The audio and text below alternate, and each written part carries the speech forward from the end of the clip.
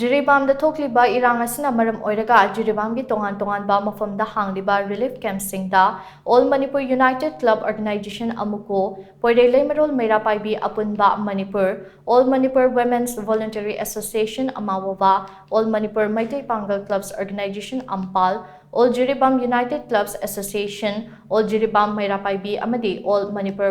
Women's Voluntary Association AMAWOVA JIRIBAM branch na Tengbang Potlam kaya Khutshinnakhre Tengbang Potlam Singadu JIRIBAM gi Vidyanagar Leiba Multi Sports Complex Indoor Hall, Chingdong Lekai Upper Primary School, Sorok Atingbi High School, JIRIBAM Higher Secondary School, Children Home, Harinagar Amadi Atay Tongan-Tonganba Relief Camp Singda Khutshinnakhre Tengbang Khongchat Aduga Mari Lengdana All Manipur United Clubs Organization AMUCO gi General Secretary Pratap Lesang Themna Hai Haukiba chahi ki May gi tang ahumdagi THOKLIBA IRANG asiga mari leina JIRIBAM da THOKLIBA IRANG asida lanjinaduna relief camp ta leiriba singi awabada saruk yabu oina Tengbang Khongchat ase lakpane AMUCO ga chatminariba lup singda maru oina JIRIBAM gi azukada mafam asigi miyam gi awadapa sing mateng panghaningba amade matam bi pau pibirau Nakhoigi awat apada kharada oirabasu angamba mating pangnaba hotnajage JIRIBAM gi miyam wakhal sonthabiganu aikhoi punna lingjel manana Government of India na aikhoida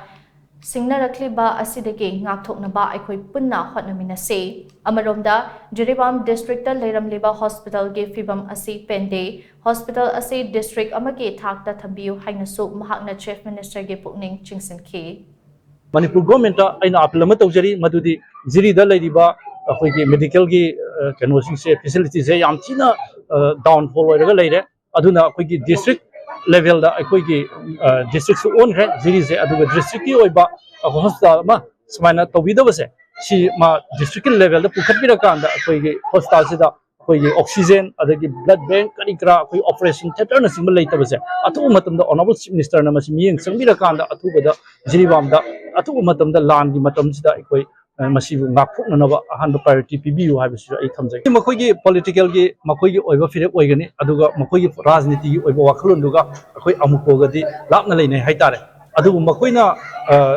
santi oire hadudi makhoi gi oiba policy oigani adugu santi oira targadi ngasi leiriba hojiki